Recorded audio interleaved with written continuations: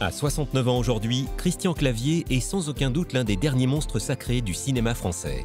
C'est en 1978 que le comédien s'est révélé aux yeux de la France dans Les Bronzés, film dans lequel il partageait l'affiche avec ses amis de la troupe du Splendide. Il avait 26 ans. L'histoire principale du film, c'est l'histoire de mon personnage, qui a un jeune médecin dynamique et une jeune secrétaire, finiront par terminer ensemble, se retrouver ensemble, sentimentalement. Depuis, grâce à des rôles cultes dans des films aux énormes succès populaires, Christian Clavier n'a jamais quitté le cœur des Français. Clavier, tout le monde le connaît, de 5 ans à 90 ans, et chacun a son clavier favori. Pour chaque génération, il a eu son triomphe. Le Splendide, Les Visiteurs, Astérix, Qu'est-ce qu'on a fait au bon Dieu?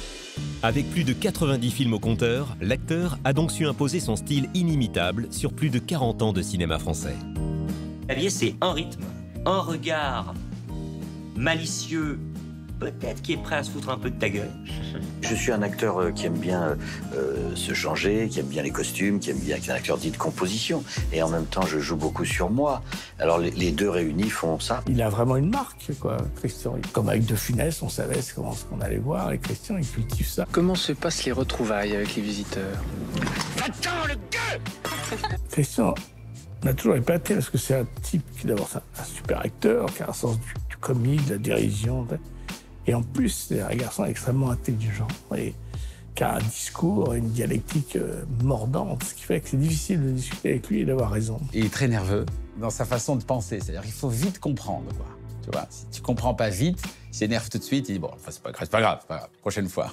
Et puis, je crois qu'il voit bien la folie des gens. C'est quelqu'un, il vous regarde, je pense qu'en 5 secondes, il sait qui vous êtes. Cette intelligence, Christian Clavier l'a mise très tôt au service de sa carrière de comédien. Enfant, l'acteur aimait déjà jouer des rôles de composition en se déguisant. Il faut aimer jouer la comédie. Mais jouer. Moi, j'adorais, quand j'étais môme, et j'aime toujours, mettre des... Enfin, je mets plus de panoplie aujourd'hui, je mets des costumes, on appelle ça des costumes. mais à l'époque, je mettais des panoplies. Et bon, voilà, et je croyais dur comme fer que j'étais le personnage. Je mets le costume et je le suis vraiment. Alors, c'est un amusement et beaucoup de travail. 4 ans après le succès des Bronzés en 1982, le comédien va jouer l'un de ses rôles de composition les plus cultes, en endossant le costume de Katia, un travesti dépressif dans Le Père Noël est une ordure. Je ne vous marche pas sur les pieds, au moins. Non. Ah, lâchez-moi, sale pédale! Mais c'est pas vos pieds qui gênent, c'est votre fils!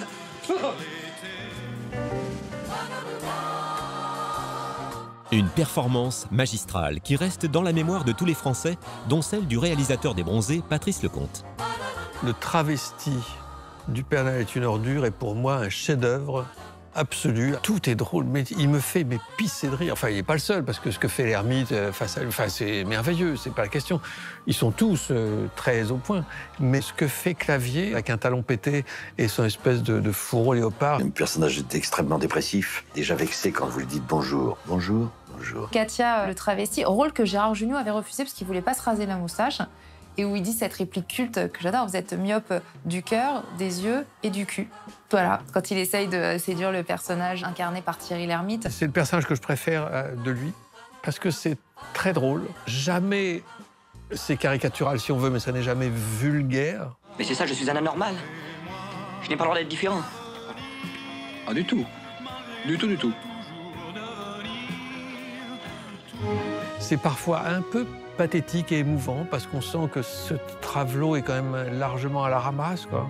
Un peu au bout du rouleau, donc ça me touche, moi.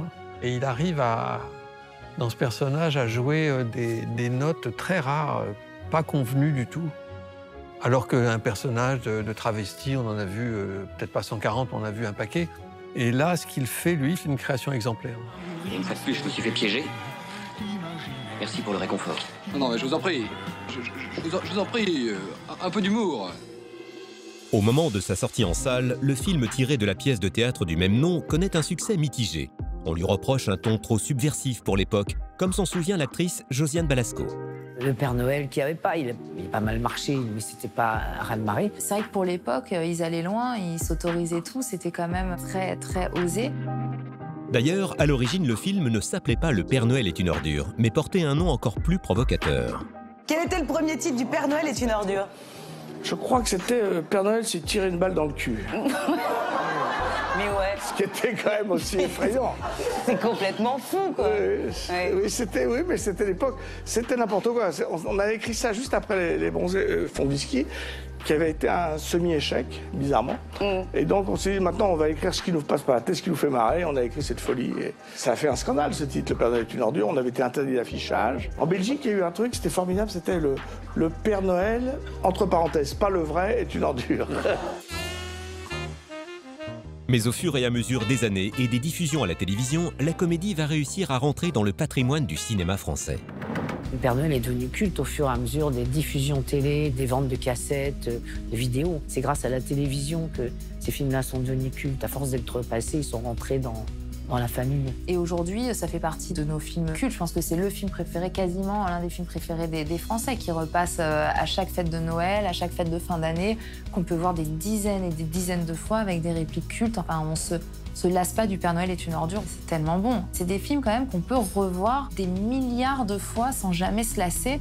Ça fait un bien fou, parce qu'on arrive encore à éclater de rire, même 40 ans après les films.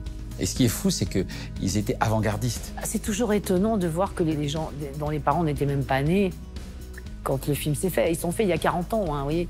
Aiment le film, le connaissent par cœur ou l'apprécient comme nous, on l'a apprécié à l'époque. Donc on se dit c'est des films qui ont passé les générations.